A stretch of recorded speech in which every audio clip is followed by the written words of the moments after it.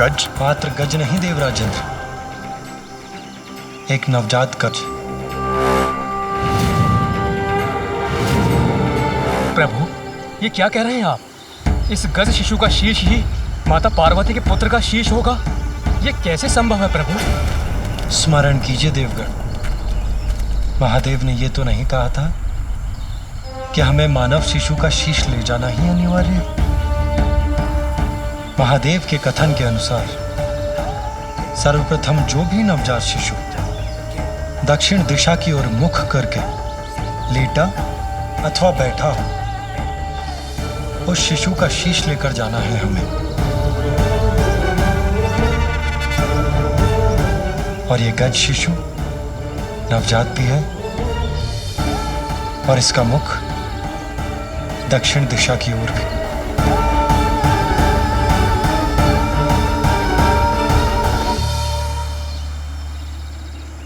विष्णुदेव, ये गजमाता भी तो माँ है। जब ये निद्रा से जागेगी और अपने पुत्र को अपने समीप नहीं पाएगी तो इस माँ की भी क्रोधाग्नि जागृत हो जाएगी और तब ये भी भयंकर उत्पात मचाकर सर्वत्र विनाश करेगी। नहीं सूर्यदेव, शिशु के जन्म पर माता उस पर अपना वात्सल्य उड़ेलती है, उसे अपने तन से स्नेहपूर्वक लगाकर उसका पोषण करती है। पल भर के लिए भी उसे अपनी आंखों से ओझल नहीं होने देती। किंतु उसके विपरीत ये गज माता अपने पुत्र से दूसरी ओर मुख करके निद्रामग्न है, अर्थात उसे अपने शिशु का ध्यान भी नहीं। उसने तन और मन दोनों से शिशु का त्याग कर दिया और ये नवजात शिशु अपनी माता के समीप होकर भी इस संसार में सर्वथा एकाकी है। इसे एक मां की आवश्यकता है।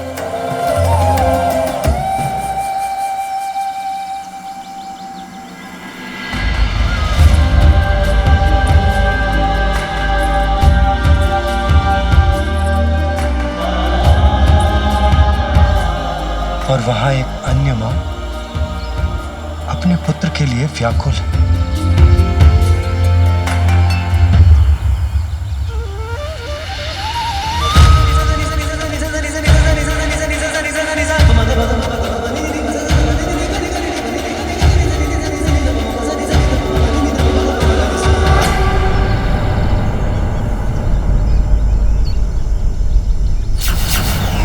इसके प्राणांत के बाद ये गज शावक मेरे धाम में स्थान पाएगा।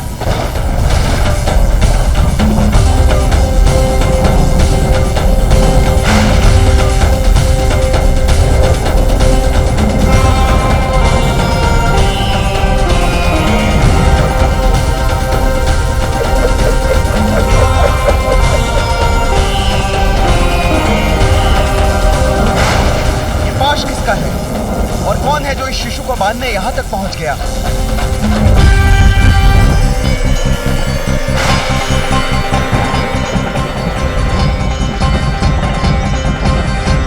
विष्णुदेव, देवराज और सभी देवगणों को मेरा प्रणाम।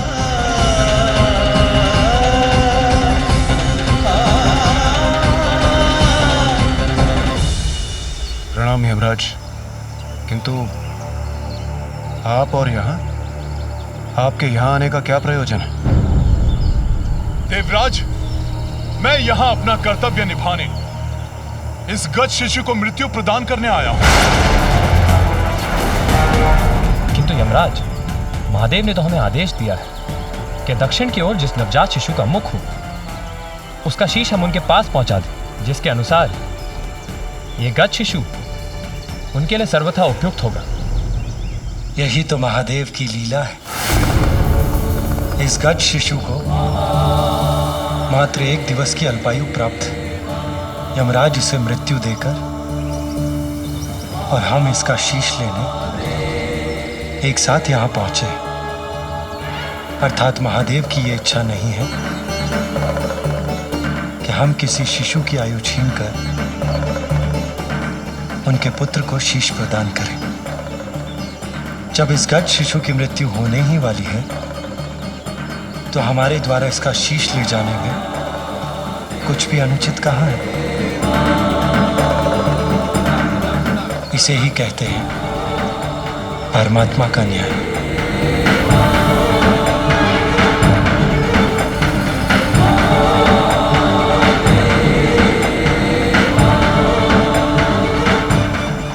श्री हरि, आपके द्वारा इस गज शिशु के शीश को ले जाने के पूर्व मुझे इसके प्राण ले जाने की अनुमति प्रदान करें।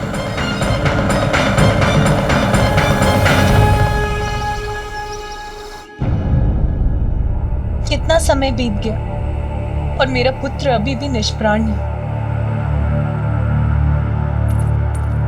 स्वामी,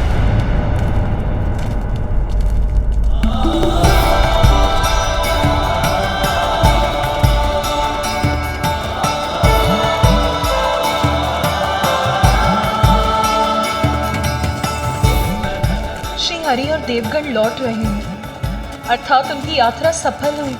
अब पुनः पा सकूंगी मैं अपने पुत्र को।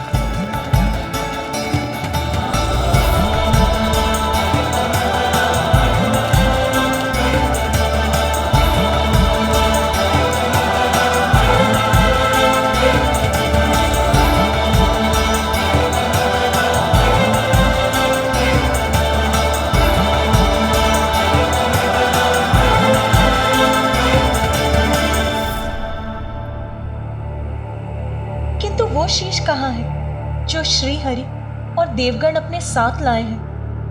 अब तो वही शीश मेरे पुत्र का शीश होगा। आपके आदेशानुसार हम ले आए एक शीश।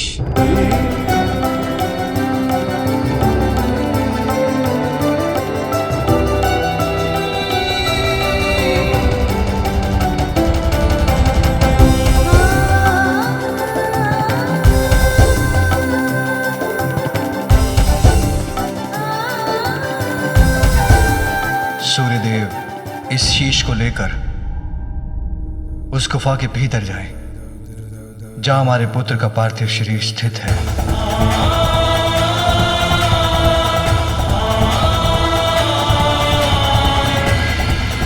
जो आज्ञा प्रभु।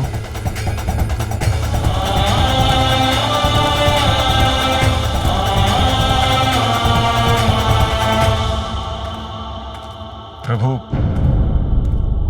मुझे अभी भी एक शंका है। हम नवजात शिशु का शीश तो ले ही आए, किंतु उसे आपके और माता पार्वती के पुत्र के धड़ से कौन जोड़ेगा प्रभु? इंद्रदेव देवराज होने के नाते इस प्रश्न का उत्तर तो आपको भी ज्ञात होना चाहिए। ये कार्य अश्विनी कुमार करेंगे देवराज। आपको तो ज्ञात ही है, वो अत्यंत निपुण शल्य चिकित्सक हैं। क्यों, उचित कह रहा हूं ना मैं? जी प्रभु। देवराज इंद्र को तो अवश्य ज्ञात होगा, जब अश्विनी कुमारों ने ऋषि दधंग का शीश उनके धड़ से विलग करके उसे पुनः उनकी देह से जोड़ दिया था। ऋषि दधंग को ब्रह्म विद्या का गूढ़ ज्ञान प्राप्त था कि वो वैदिक विद्या है जिससे देवता देवत्व के चरम तक पहुंच सकते हैं। देवराज इंद्र ने उनसे यही विद्या सीखने का प्रयास किया। मैं देवराज इंद्र हूँ और मैं यहाँ आपसे ब्रह्म विद्या सीखने आया हूँ, इसलिए ये विद्या मुझे सिखाने की कृपा करें। देवराज, ये विद्या तो केवल उन्हें ही सिखाई जा सकती है जो किसी भी अवस्था में इसका कोई दुरुपयोग ना करे। आप देवराज अवश्य हैं, किंतु मुझे यह विश्वास नहीं है कि ये विद्या आपको सिखाना संसार के हित में होगा। ऋषिवर, आपने देवराज इंद्र को यह विद्या सिखाने से मना किया। अगर यह विद्या मुझे प्राप्त नहीं हो सकती तो किसी और को भी नहीं दी जा सकती। याद रहे, यदि आपने अपने इस मुख से अपनी यह विद्या किसी और को सिखाई तो उसका भीषण परिणाम झेलने के लिए तैयार हो जाइए। मैं आपके शीश को आपके देह से विलग कर दूंगा। किंतु ऋषि दधंग ने इस विद्या को देवराज को देने से मना कर दिया। किंतु उसके कुछ समय पश्चात ही अश्विनी कुमार ऋषि दधंगे से ब्रह्म विद्या सीखने के लिए पहुंचे। ऋषिवर, प्रणाम ऋषिवर। ऋषिवर, हम अश्विनी कुमार आपसे ब्रह्म विद्या सीखने के लिए आए हैं। इस विद्या का ज्ञान हमें हमारे कार्य में और कुशल बना देगा। यदि आपने अपने इस मुख से अपनी यह विद्या किसी और को सिखाई तो उसका भीषण परिणाम झेलने के लिए तैयार हो जाइए। मैं आपके शीश को आपके देह से विलग कर दूंगा। देवराज की चेतावनी को मुझे इन्हें संकेत द्वारा ही बताना होगा। आप किसी भी प्रकार की चिंता ना करें। हम शल्य चिकित्सा में इतने निपुण हैं कि शरीर से विलग कोई भी अंग को जोड़ने का सामर्थ्य रखते हैं। इस प्रकार ऋषिवर अपने मुख से अश्विनी कुमारों को ब्रह्म विद्या का ज्ञान नहीं देंगे, और यदि देवराज इंद्र कुपित होकर उनका शीश विलग करते भी हैं तो वो मात्र। किंतु देवराज इंद्र को इसकी सूचना प्राप्त हो गई और वो इससे अत्यंत कुपित हो उठे कि उनकी चेतावनी के बाद भी ऋषि दधंगे ने अश्विनी कुमारों को ब्रह्म विद्या सिखाने का साहस किया। ऋषि दधंगे!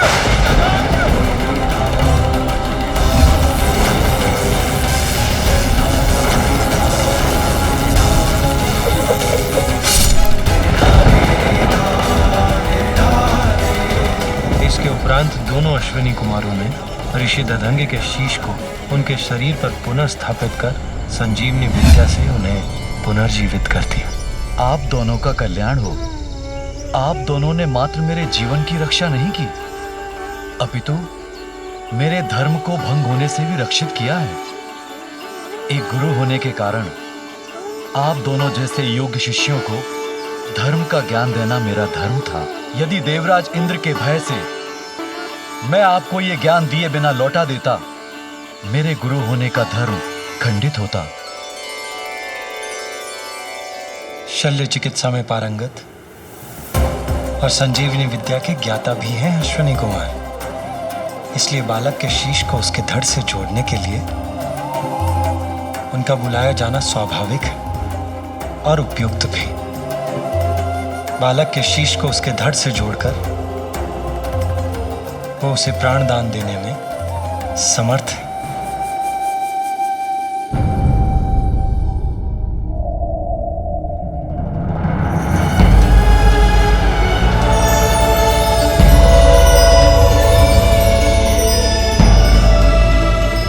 प्रणाम त्रिदेव।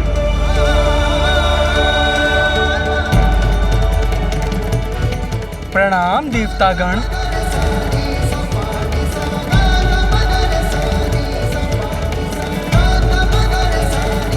अश्विनी कुमार, मेरे कहने पर विष्णुदेव, इंद्रदेव एवं अन्य देव एक नवजात शिशु का शीश लेकर आए हैं। आप औषधियों के देवता हैं, इसीलिए आप ही मेरे पुत्र के तन से इस शीश को जोड़ने में सक्षम हैं।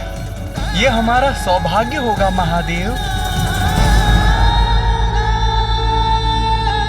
अब आप अपना कार्य आरंभ करें।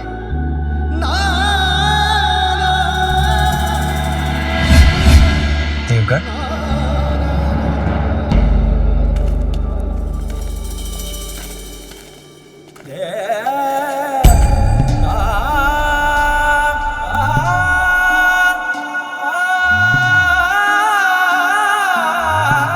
निश्चिंत रहो पार्वती, कुछ ही समय में तुम्हारा पुत्र पुनः तुम्हारे साथ होगा।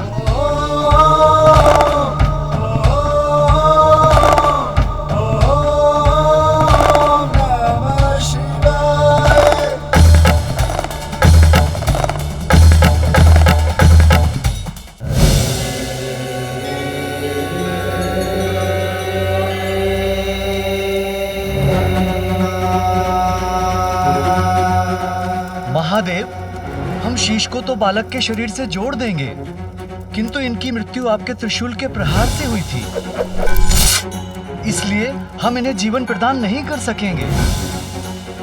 इन्हें प्राण देकर पुनर्जीवित तो आप ही कर सकते हैं प्रभु।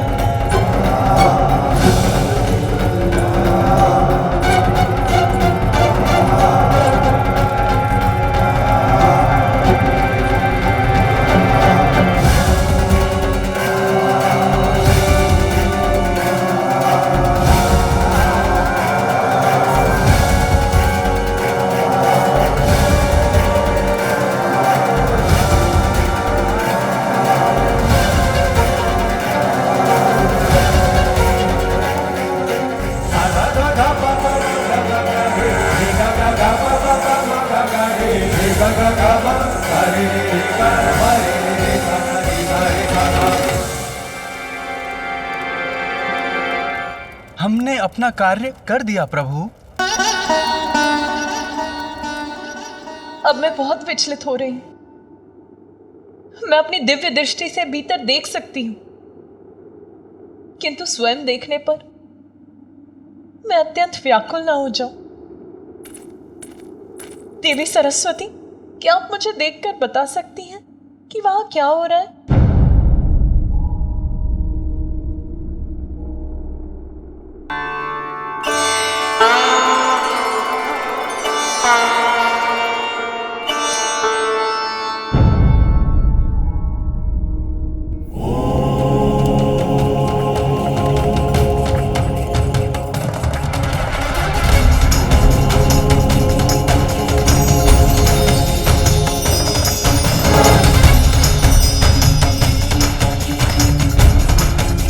देवी पार्वती, महादेव आपके पुत्र को प्राण दे रहे हैं। उनके पांव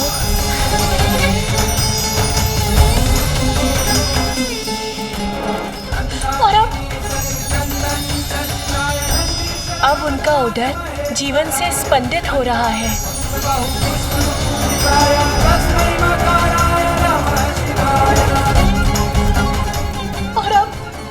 क्या हो रहा है वहाँ? अब उनके हाथ और उनकी भुजाएं, उसमें भी जीवन का संचार हो रहा है। और बताइए ना, अब क्या हो रहा है वहाँ? और अब उनकी ग्रीवा क्रियाशील हो रही है।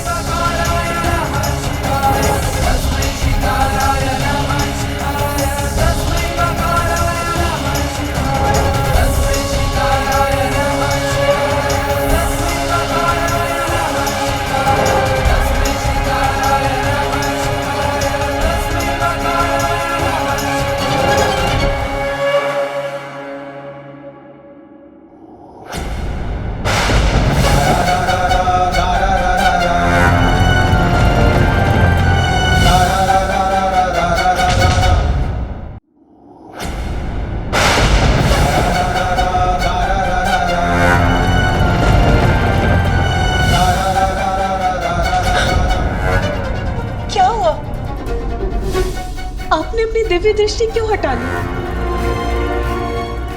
आप मुझे कुछ बता क्यों नहीं रही? वो देवी पार्वती, जैसा मैंने कहा, महादेव आपके पुत्र को प्राण दे रहे हैं। नहीं, कुछ तो है जो देवी सरस्वती मुझे नहीं बता रही। मैं स्वयं जाकर देखती हूँ।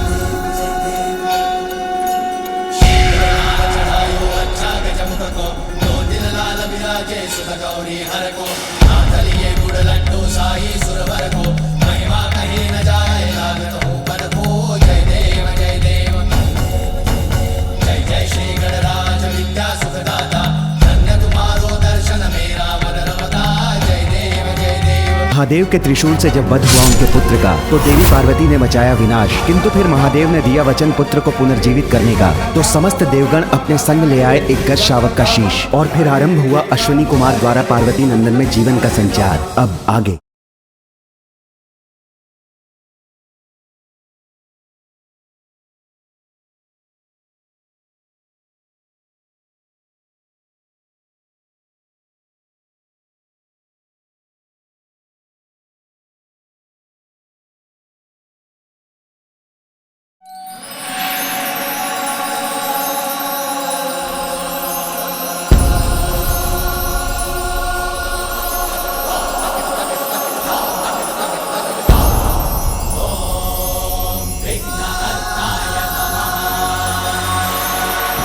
हमें आज्ञा दीजिए प्रभु।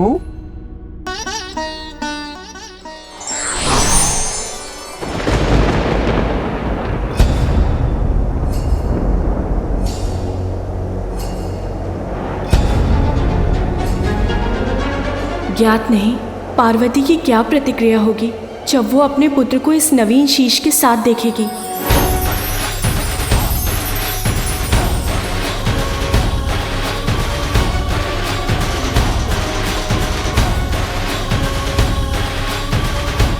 पार्वती नंदन के पुनः जीवन ने अंततः हम देवताओं को माता के कोप से रक्षित कर दिया। मेरे पुत्र को इस बार मैं स्वयं से दूर नहीं जाने दूंगी। स्वामी स्वामी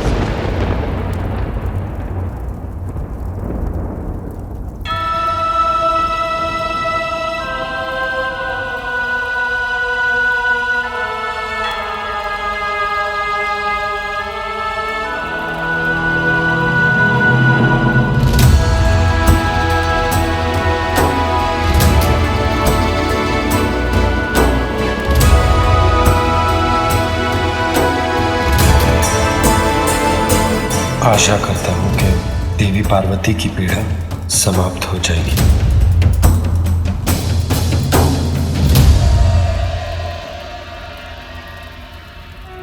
माँ ओम नमस्ते गणपते त्वमेव प्रत्यक्षं तत्त्वमसि त्वमेव केवलं कर्तासि त्वमेव केवलं धर्तासि त्वमेव केवलं हर्तासि त्वमेव सर्वं खल्विन्दं ब्रह्मासि।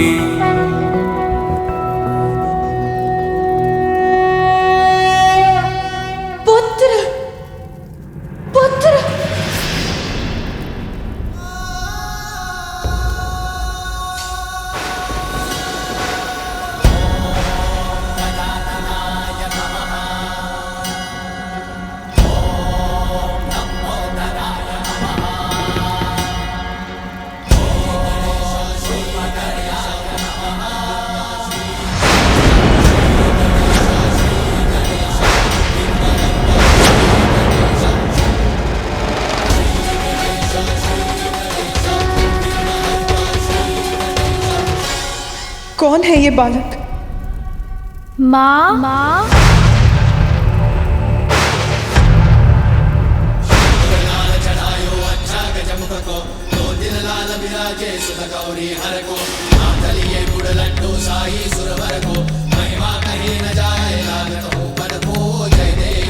कौन विचित्र गजमुख बालक है जो मुझे माँ कहकर पुकार रहा है? ये तो मेरा पुत्र नहीं।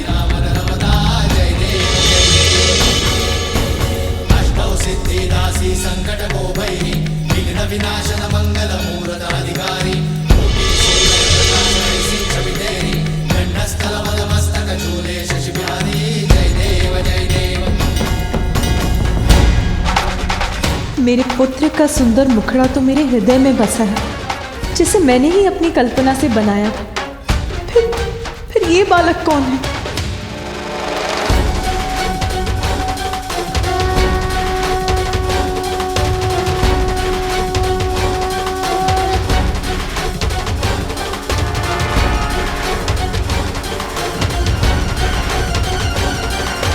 माँ।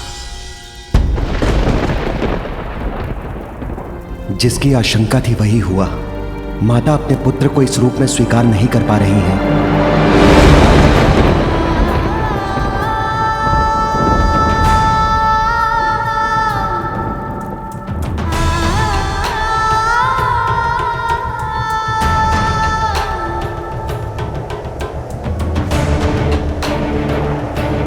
देवी पार्वती इस प्रकार लौट क्यों गई? क्या हो गया है उन्हें?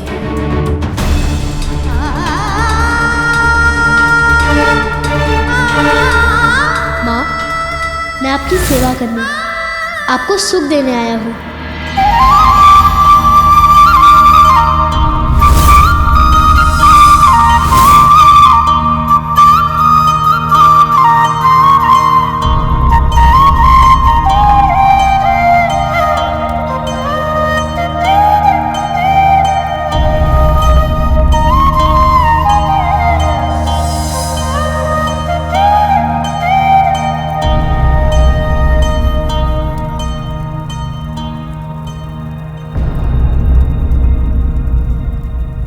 स्वामी,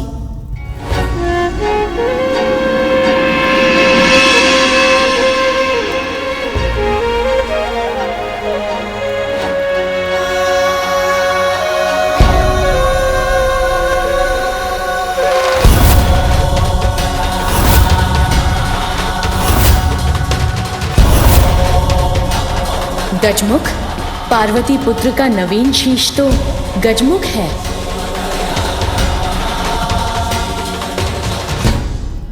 नहीं नहीं, ये अवश्य स्वामी की कोई लीला है।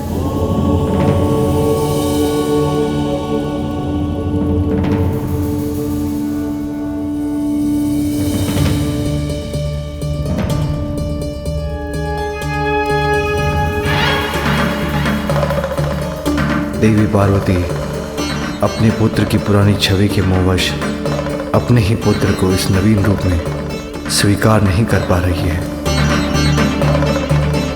किंतु अपनी मां के मुंह फैलने से इसके कोमल हृदय को आहत होने से बचाना होगा। पुत्र, तुम कुशल तो हो ना?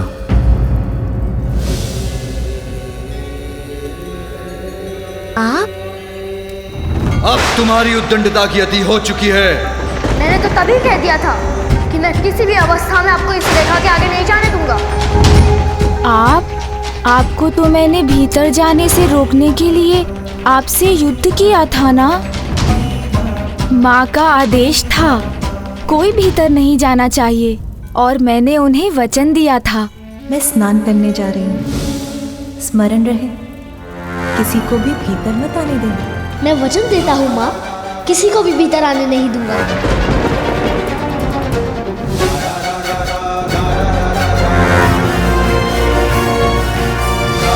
मैंने अपना वचन निभाया माँ।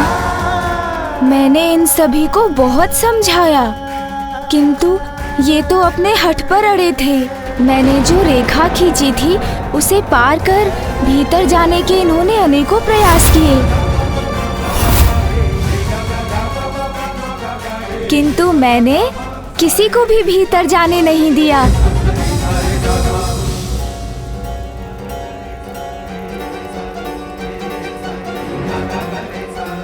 जब आपने मुझे कहा था कोई भीतर नहीं आना चाहिए, तो फिर कैसे जाने देता मैं इन्हें?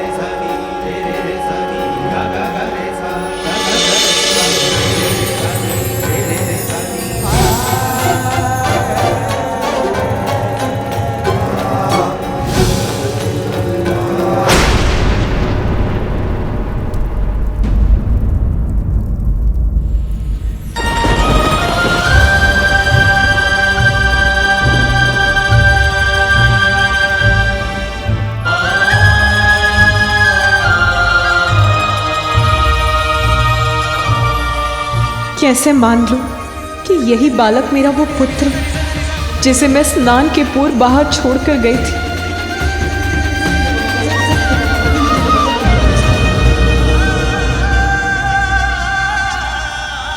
पुत्र, तुम जिनसे युद्ध कर रहे थे वो सभी तुम्हारे अपने ही थे। किंतु अहंकारवश तुम किसी को पहचान ही नहीं सके। मुझे देखकर मेरा उपहास कर रहे थे, किंतु तुम मेरा वास्तविक परिचय नहीं पा सके, नहीं देख सके। इस जगत के रोम रोम में व्याप्त हूं मैं। तुम्हारा पिता हूं, तुम्हारा पिता हूं, तुम्हारा पिता हूं, तुम्हारा पिता हूं, तुम्हारा पिता हूं।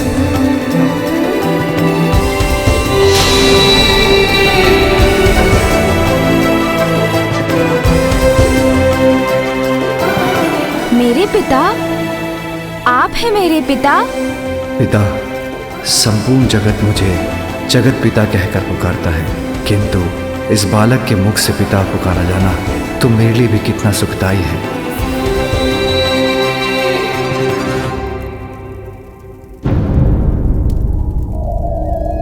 प्रणाम पिताश्री। आयुष्मान भव।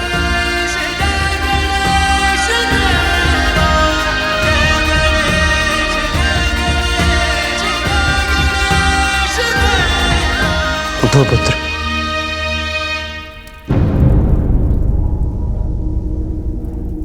आप ही मेरे पिता हैं कि आपने मुझे तब क्यों नहीं बताया पिताश्री?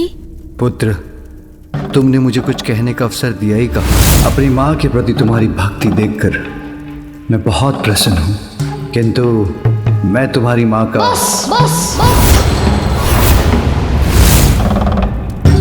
तब तो तुमने मुझे अनसुना कर मेरा अपमान किया। मेरा ही नहीं, संसार के रचयिता ब्रह्मदेव और जगत के पालनहार विष्णुदेव का भी अपमान किया। हमसे व्यर्थ संघर्ष मत करो। मुझे जो करना है वो मैं करके ही रहूंगा। चले जाइए यहाँ से। संसार के सभी क्रियाकलापों के संरक्षक, धर्म कर्म में सहायक सभी देवताओं का अपमान कर उन पर भी आक्रमण किया तुमने। इंद्रदेव, वायुदेव, अग्निदेव, कुबेर, वरुण देव, सूर्यदेव, यमराज, नागराज, वासुकी, इन सभी पर अपनी माता से प्राप्त शक्ति का दुरुपयोग किया तुमने।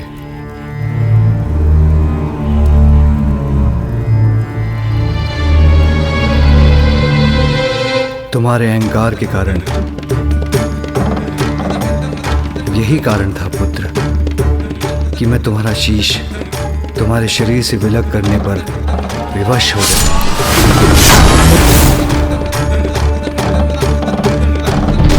और अब तुम्हें एक नवीन शीश प्राप्त हुआ है। नवीन शीश? अर्थात मेरे अहंकार के कारण मैंने सभी को कठिनाई में डाल दिया और पिताश्री को मुझे एक नवीन शीश देना पड़ा।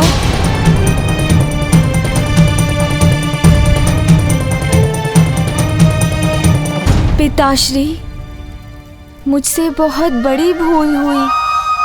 मुझे ऐसी उद्दंडता नहीं करनी चाहिए थी।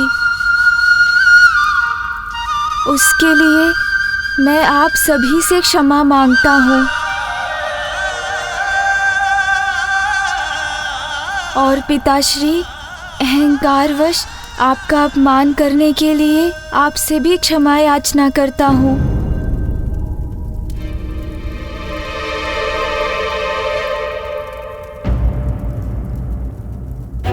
तो क्या इसलिए माँ मुझसे इतनी कुपित है? माँ की दी हुई शक्ति से पिताश्री के मान को ठेस पहुँचाने की उद्दंडता जो कर बैठा।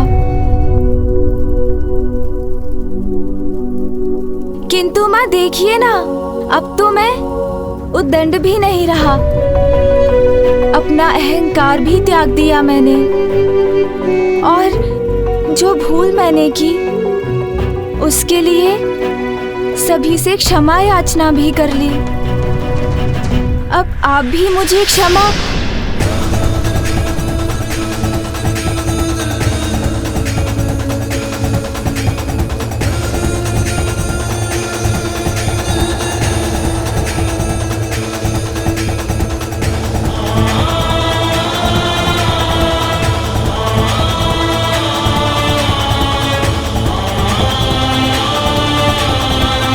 माँ ने मुझसे अपना मुख क्यों फेर लिया?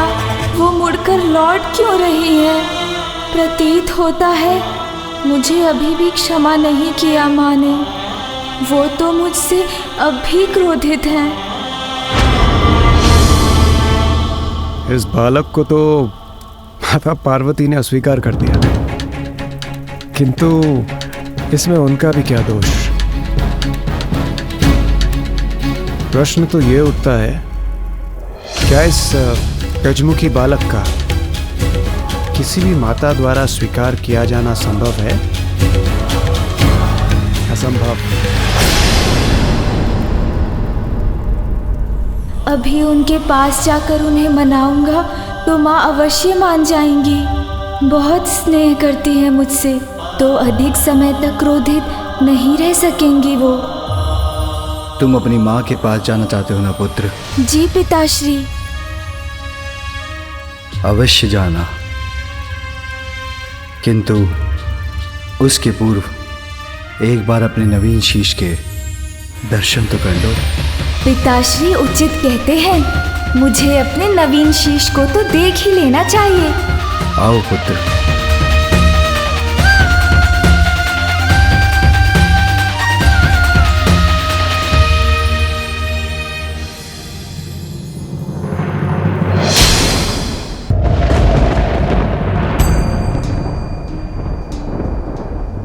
इस सरोवर के जल में अपना प्रतिबिंब देख लो। आगे बढ़ो।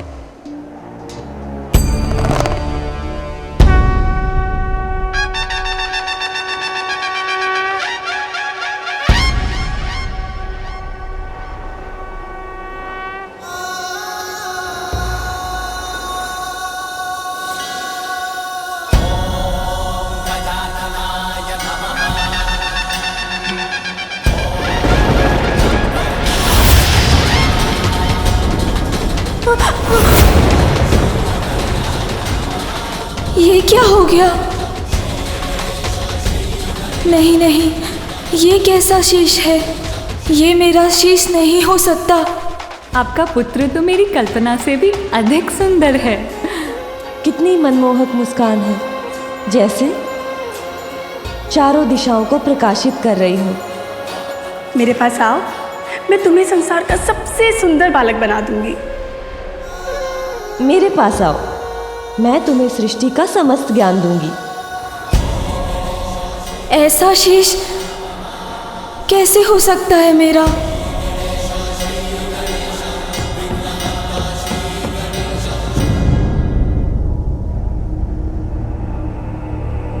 मेरा ये मुख पृष्ठ, मेरे ये बड़े बड़े कान और ये सूंड तो गज धारण करते हैं ना पिताश्री। मेरा ये सुंदर शीश गज के शीश में कैसे परिवर्तित हो गया पिताश्री? पुत्र, मेरा त्रिशूल अहंकार का नाश करने में कोई भेद नहीं करता। तुम्हारे मस्तिष्क पर अहंकार हावी हो गया था। वस्त्र के स्थान पर पशु चर्म से अपना तन ढकते हैं। रहने के लिए कोई घर नहीं, नाम पूछो तो कहते हैं सभी नाम मेरे हैं।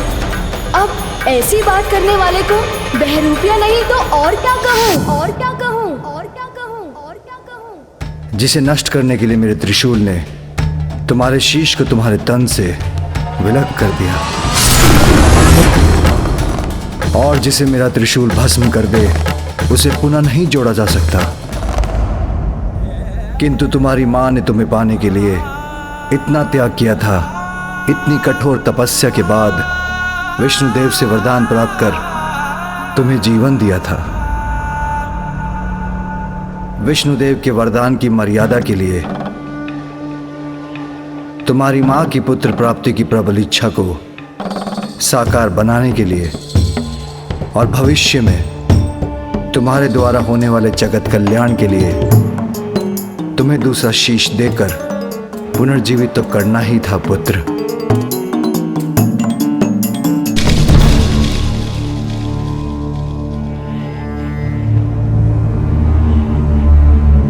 किंतु उसके लिए हमें गज शिशु का ही शीश प्राप्त हुआ।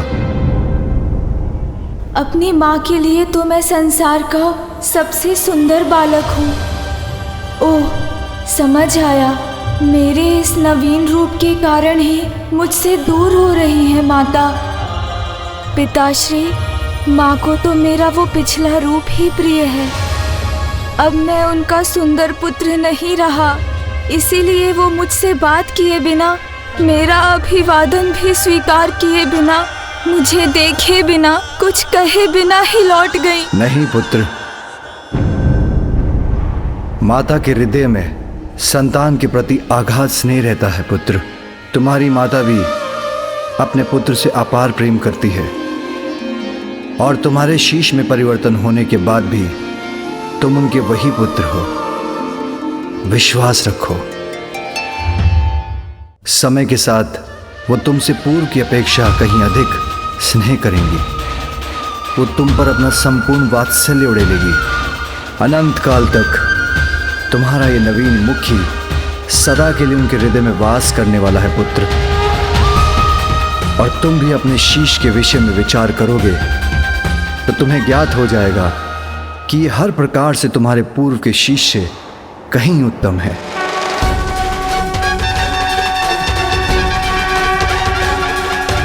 उचित है पिताश्री, मैं अवश्य विचार करूंगा। मुझे आशीष दीजिए।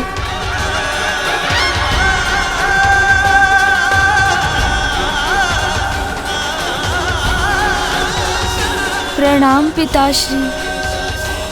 आयुष्मान भव। पिताश्री, यदि आपकी अनुमति हो तो मैं अब जाकर माँ से मिल लूं? अवश्य।